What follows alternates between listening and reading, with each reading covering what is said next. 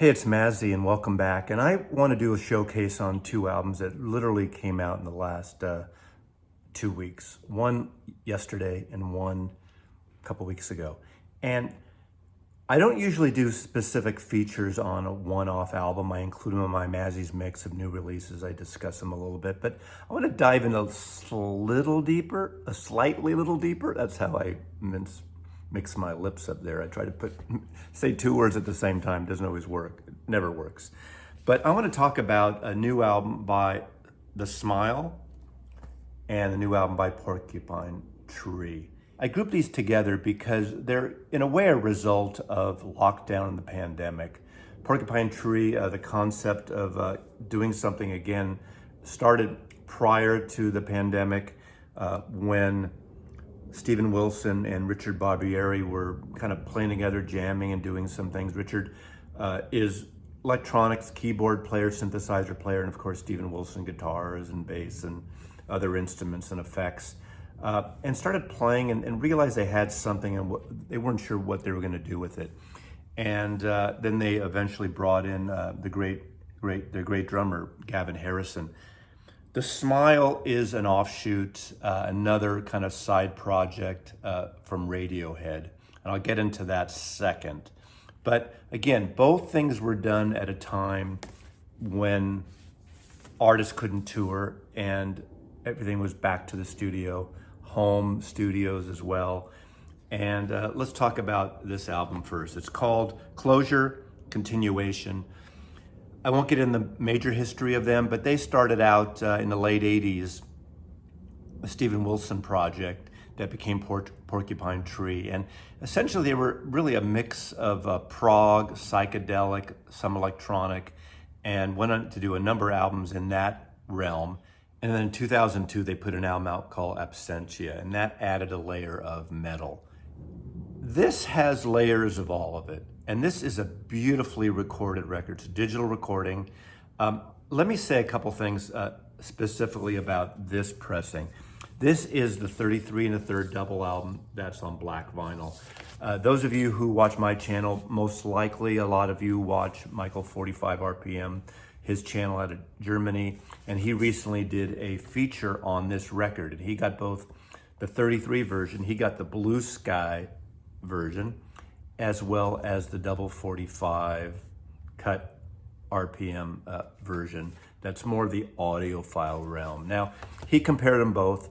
I'm not doing a shootout because I don't have the 45. I have no desire to get the 45. For me, I do have 45 RPM cuts of certain records. I think the continuity that breaks it up, flipping it, it's not the laziness of flipping it, but on certain records, I think the flow gets cut. Now, he said the 45 was by far superior to the 33, at least his version. And that's probably true. And I have no desire to get that version. This sounds really good. And this is one of those things that if you don't know what you got. You don't know what you got if you don't have it, because the 33 version, at least on the black vinyl, it's quiet pressing, it's a flat pressing, and it sounds very dynamic for a digital recording. So it's mastered really well. It has these paper in sleeves. Michael went off on why do these paper in sleeves when you need to get the good polyline sleeves, at least in the 45. And he's not wrong on that, but I'm not so wonky about that, or I don't worry about that. I think if you take care of your records, remember Fleetwood Mac's Tusk had cardboard in cardboard in cardboard, it seems like. So this again is the 33 version. It sounds really, really good. I'm pleased with it, and it's a good sounding record. Now, I kind of want to talk about this musically because I think that ultimately that's what you want to hear. I am not all in on Porcupine Tree. I have 4 other records. I like Porcupine Tree a lot, but I find I don't have an emotional connection with them. Not that you always have to have emotional connections with the music you listen to, but there's something in that band, and especially in Steven Wilson, that he seems very clinical to me. He seems somewhat cold musically. He's got a beautiful, pretty kind of a tenor voice. It's lovely, but there's no soul, there's no depth to it. And I think that's the same with him lyrically. A lot of us know him because he's this great engineer, and he has remixed various prog albums and done 5.1 mixes, like from Jethro Tull, Yes, XTC, King Crimson. And I think this album has more of that later King Crimson sound, the modern King Crimson, where it's a lot of suites of music cut together with different parts and very dynamic. Now, the drumming of Gavin Harrison is simply stunning. And what's great is he comes from a jazz background. He was a jazz drummer. So his constant mixing of time signatures, and where the band jumps in and goes and changes the signatures on all of these songs. Within the middle of songs goes from a beautiful folk ballad into a heavy metal, I almost want to say goth, but it's not a goth, but crescendo. And it goes on for a while with heavy syncopation, and everything is just tightly syncopated. I think is really interesting, and it sounds really good. But again, sometimes musically, Porcupine Tree leaves me cold. It's really interesting because then one would ask, why am I attracted to them? Again, it's almost like reading a dissertation or a history book or a instruction manual of what a record should sound like, how a record should be made. Now, part of it is this was made, for the most part, all during lockdown. None of them were in the same rooms together most of the time. So the drum parts were done separately, were mixed separately. The guitar, the keyboards, the synthesizers, a lot of the effects were done separately.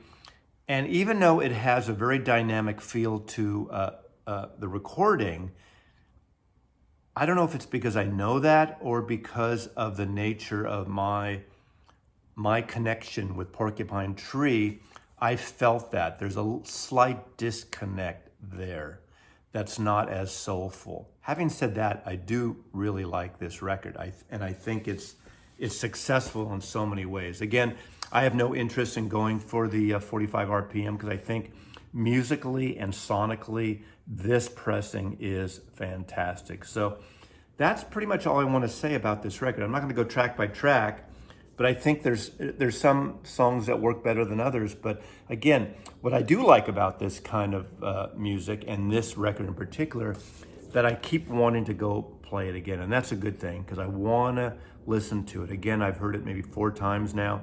So I obviously, the best music in my collection are albums that I've heard repeatedly, and all of a sudden you hear new things and they speak to you differently. So maybe that will happen later on. But again, Porcupine Tree, that's the first part of this video.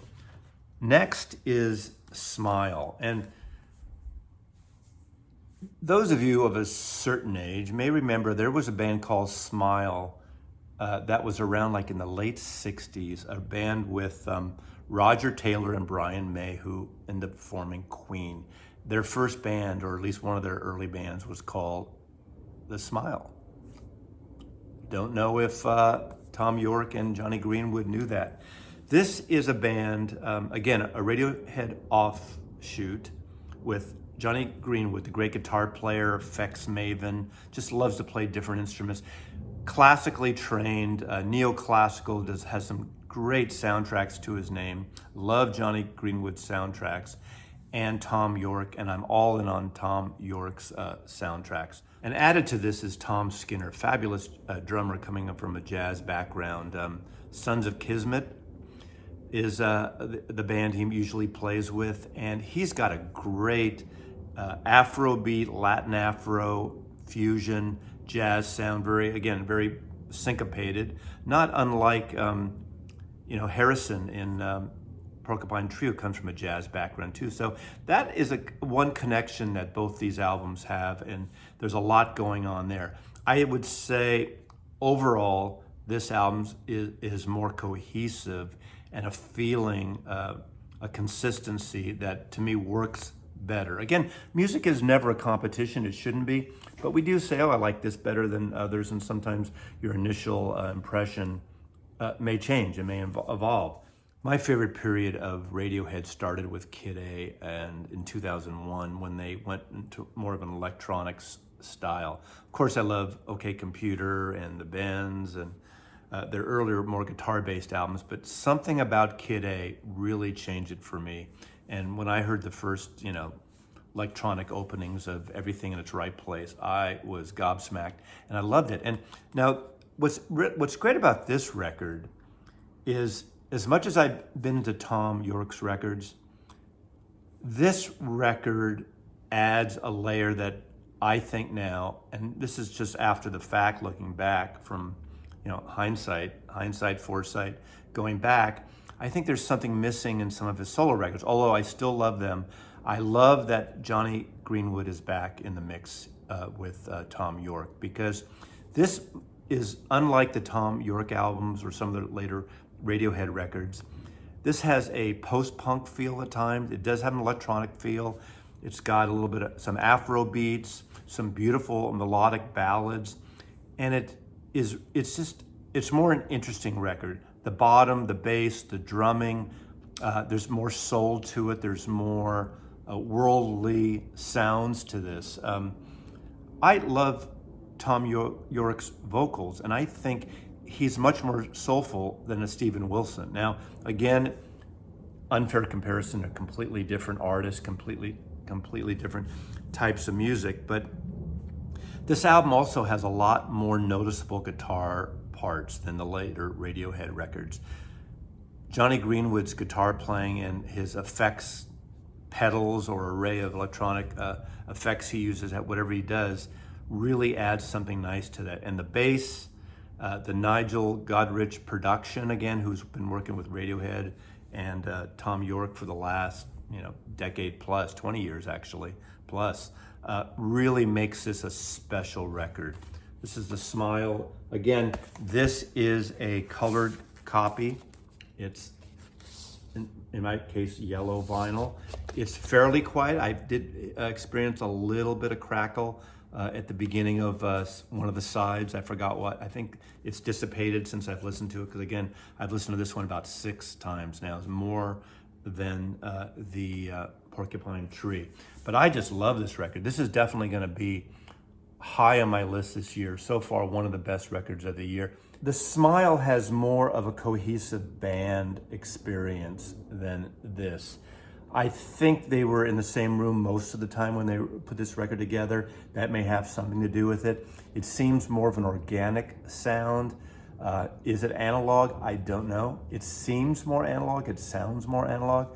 But this being digital doesn't take away from the beauty of this record. So it's not fair to compare it on that level. I have no problem with digital recordings at all if they're mastered well, and this is definitely mastered well. So I assume, and according to Michael 45 in Germany, in Dusseldorf, that the 45 is exquisite. It must be, because this 33 on black vinyl sounds fantastic, as does this. I give this the edge in these two, but again, it's not a shootout. It's just a presentation, and I am all in on both these records. I think they're two important records in 2022. The Smile was a surprise for a lot of us. We had no idea it was coming. It really just kind of fell on us. The Porcupine Tree was announced, 7-8 months ago, and it took forever to come out. And of course, they've had a hiatus for 12 years or something. So I think there was more build-up and anticipation for Porcupine Tree. So that's my take on these two records. Hope you like it. I'm curious on your thoughts. Let me know, and enjoy the music, and just crank it. Again, both these records are really crankable. I played them really loud, where I had to close my windows so not to disturb the neighbors last night. I played them again till about midnight. Mazzy loves you.